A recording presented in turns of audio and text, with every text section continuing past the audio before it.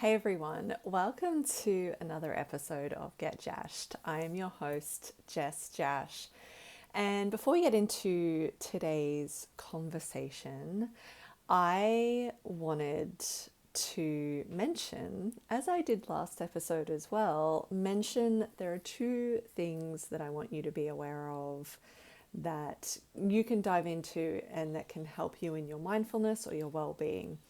One is I have now launched the Get Jasched Meditation Plus premium subscription podcast. It is attached to this podcast, but for $7 a month, you get access to a whole library of meditation practices, mindfulness practices, breathwork practices. You get a brand new one every week, but we've launched with 3 to get you started. And these are designed specifically for you if you have trouble meditating. If you are a business owner, for example, and your brain is just not in that mode for most of the day, this is the kind of practice and the kind of wording in the practice that is designed specifically for you, because I wanted to provide an option of how you can actually do the things that we're talking about a lot here. I wanted to provide a way that you could actually do that in a way that makes it accessible to you, because I know some people are put off sometimes by the language that is used in different meditation practices, and in these ones we really use a lot of research-based frameworks and practices to help you dive into it that are so much about embodiment and not too much about the esoterical as such. So the Get Jasched Meditation Plus podcast subscription is available for you now. I will include it in the link below, but you can access it at any time. And again, it's a monthly subscription, but you get weekly new episodes weekly. So come join in and just start practicing and playing around and seeing what suits you. The second one is, I announced this one last week, I'm hosting a workshop for business owners and directors on Friday morning, the 24th of April. It is being held in Brisbane. So if you are local to Brisbane, or if you want to come along and have a little bit of a trip to Brisbane, come along. It's limited to 14 spots just because of the space that we are in, and it is 3 hours where you are going to get tools as a business leader to help learn how to regulate yourself and your nervous system and dial down the volume on your stress, so then you can actually let that filter out into your team and take away ways that you can integrate that into your team so you have a more resilient team. So the workshop is called Regulated Leaders, Resilient Teams. It is on Friday morning, the 24th of April, and I will also include the link there for you to book your spot if you're interested.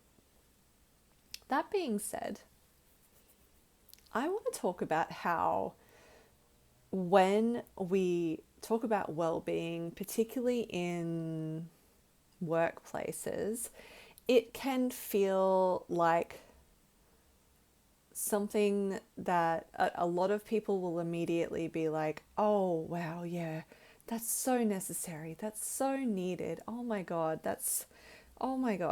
we need that so much. But then when it comes to actually implementing interventions, well-being interventions or practices or systemic things, it can feel like a mountain that you want to be at the top of, but no one wants to start climbing. No one wants to make the first steps to climb because it might feel overwhelming. It might be a whole lot of unknown and a whole lot of, well, we just don't have time to really commit, and we know enough to know there's going to be some steps, or it could just be we don't know the steps. We want to get there, but we don't know, and instead of exploring, we are just going to not. So that is something that I see a lot broadly. I see a lot in businesses and business owners, because it's a really interesting experience. I'll say it's a really interesting experience to talk about this well-being work and talk about stress and how we can mitigate stress, and talk about mindfulness and how we can implement mindfulness in really practical ways. And then at the same time, have people really on board with that. So have people, we talk about it, have people really on board with it. And then at the same time, it kind of just, it makes me think of, like, you know, like the smoke machines at discos and stuff, like the smoke machines, how it just dissipates. It's there and then it just dissipates. That's kind of what it feels like. It feels like the idea is there. The comprehension of why it's useful is there. And then when it comes to, all right, here is what you can do, here's what you can start doing, we look at the mountain and we think we have to get from here to the peak immediately, and it just dissipates like mist. And that's not helpful for you in any way as a business owner, as a human, as a director, as a team leader. None of that is actually helpful. And what I see then is people will then get stuck in this perpetual sort of cycle of, yes, we need that. And it's hard when we know what we need, but then we can't actually sort of make the step that gets us to what we need. So I wanted to talk about that today, because I want to help you get out of that step. And I don't mean by necessarily selling you something here. We're going to talk actual practical steps in this episode. Obviously, if you want to explore more, you can come along to the Regulated Leaders Resilient Teams workshop, or you can reach out and we can have a conversation. But I want you to be able to step out of that knowing that you need something, but through the block that might be, this is too big, we can't commit to this, we don't know enough about this, or whatever it is. I want you to start to make some of these small but incremental things that you can do for yourself now, so then you're not stuck in this same perpetual cycle over and over and over again. That's really what I want for you, because I know how frustrating it is to know that you need to do something different, or to know that something needs to change, or to know something, but to kind of feel stuck or unable for whatever reason to do the thing from there. So I always bring it back to this, and I feel like I will forever bring it back to it. So I am sorry, but I'm not really. It's just a reminder again and again and again. Leaders, it starts with you. Yes, there could be toxic or problematic people in your team that you need to address, absolutely. But beyond that, you need to really consider how you manage yourself in relation to stress and overwhelm and heightened experiences, heightened emotions, being human. Because a lot of people think managing yourself equals how well you push through, how well you force, how well you still do without actually addressing, how well you just get it done regardless. And it's just not sustainable. It's just not a sustainable way forward. It's just not a sustainable way to do it. And if you take just a little bit of time, just a little bit, to incrementally start to implement things for yourself, it can make such a difference for you and then for your team going forward. So what that looks like in terms of managing yourself begins with self-awareness. It begins with actually being aware of and willing to acknowledge what is showing up, how it's showing up, how you're showing up, being aware of your own experience.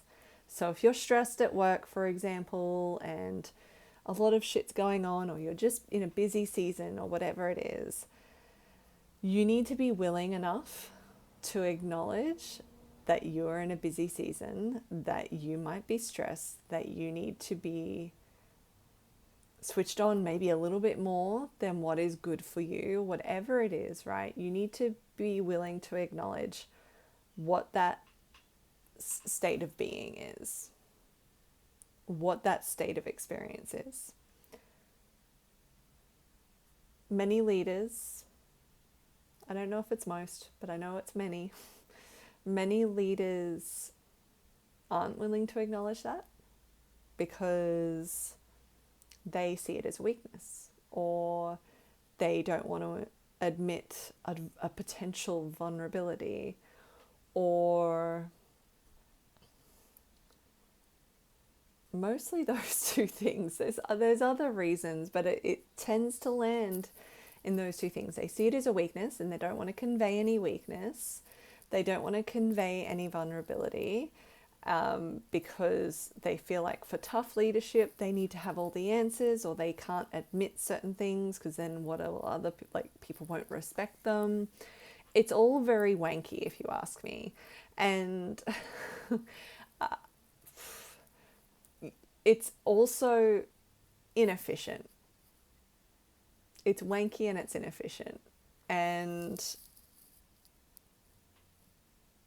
I don't know about the first part, but I know for the inefficiency, that is not what any leader wants. That is not what anyone wants. And yet, here we are still having this conversation. So, even if you have all of these thoughts around it, you need to be willing, and I'm not beating around the bush here either, you just need to be willing. The reality is you need to be willing to acknowledge if you are feeling a certain way, if you are feeling stressed, if you are feeling spiky, you need to be willing to acknowledge the impact that your experience is having on you, but also what your experience is. So that's the self-awareness, and we practice mindfulness practices. That could be breath work, that could be practices in presence, it could be meditations, whatever it is. We practice mindfulness practices so that we can start to notice, so that we are actually taking the time to check in and notice, what is it that I am experiencing in this moment or in relation to this thing. That is how we notice, and that is how we become self-aware of it all. So that is why we practice those things in the first place. There's more than one part to this, so stay with me. Don't leave it there, because if that's all you do, then you're not actually managing. You're just aware, and you can be aware all you like, but it doesn't mean you actually do anything about it. So that is one thing. We practice these things to help you notice what is showing up for you.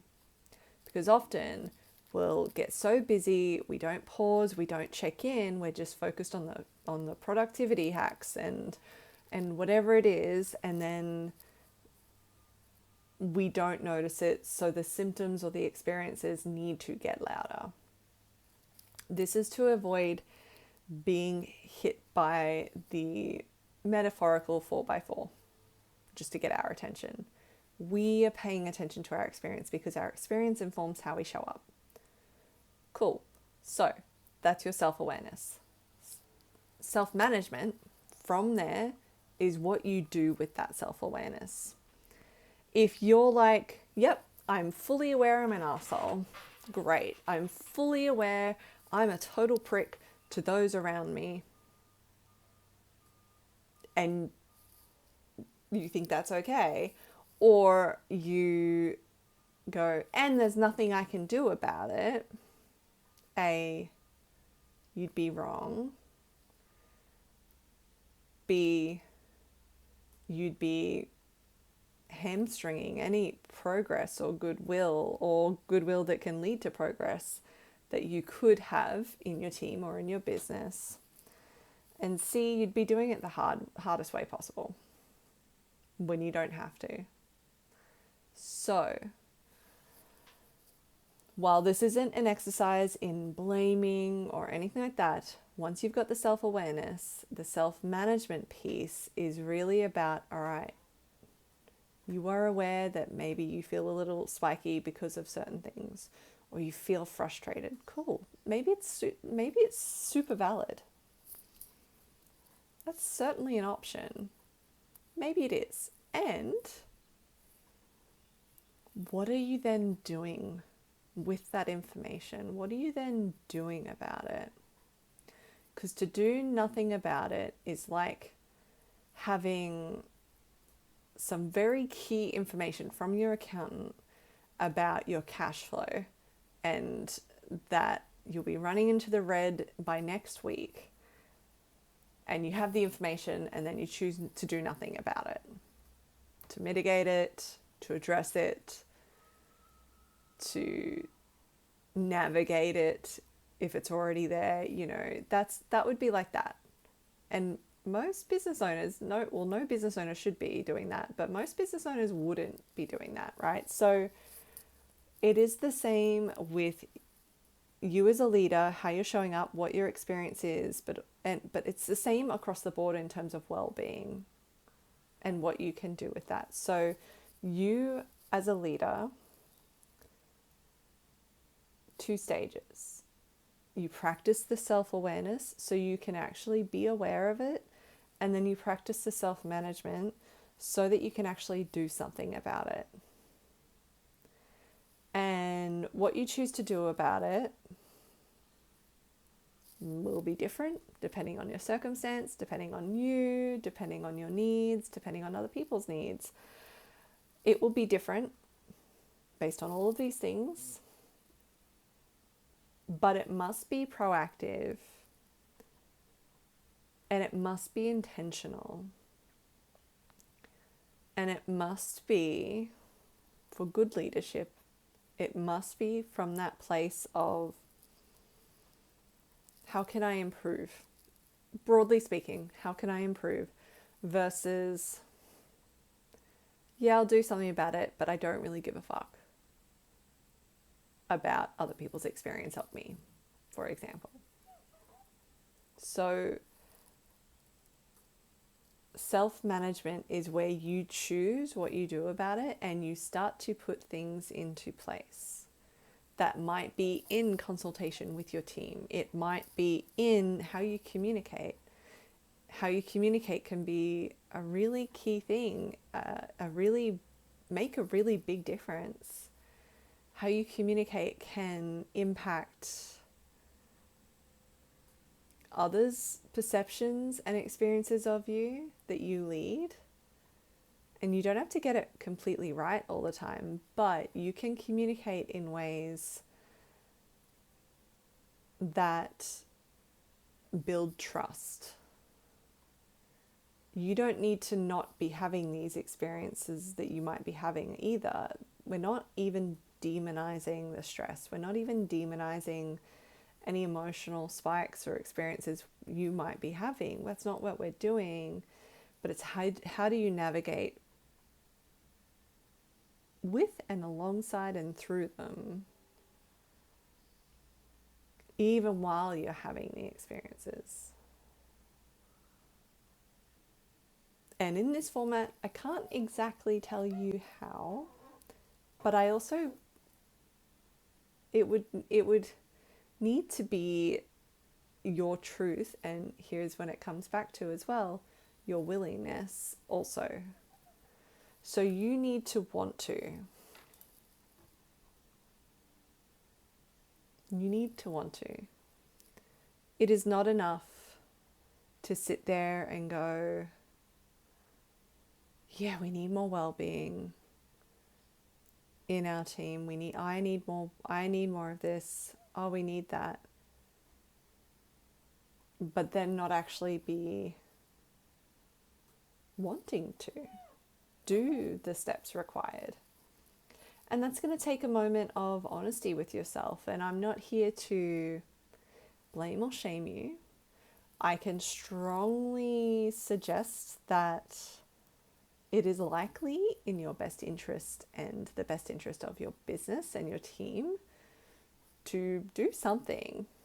You don't have to be able to do the whole piece either. It could be doing something meaningful. But I'm not here to blame and shame you either, because we all come to things in our own time, when we're ready, when we learn. But it really comes down to you've got to be willing to, you've got to want to. You don't need to be ready. There is a difference. I couldn't academically explain the difference in this moment, but there is a difference between willingness and readiness. All you need to do is be willing. Readiness is, I think, a bit of a fallacy. We don't actually, most of what we need or what we do doesn't come from a place of readiness. It comes from a place of willingness. And, it could be why we're like, well, I'm ready as ever. Let's go. Because we've got to be willing first. Willing is actually what makes it happen. Readiness can sometimes be what makes us wait for that progress to happen. So you just have to be willing. And if you are not, then that is your journey, and that is okay. I know for me, I go through things where I'm like, well, it's just not what I'm willing to focus on right now. That is okay. Because who am I to tell you otherwise? But again, really check in. And maybe that's a further check-in for you as well. Why am I not willing?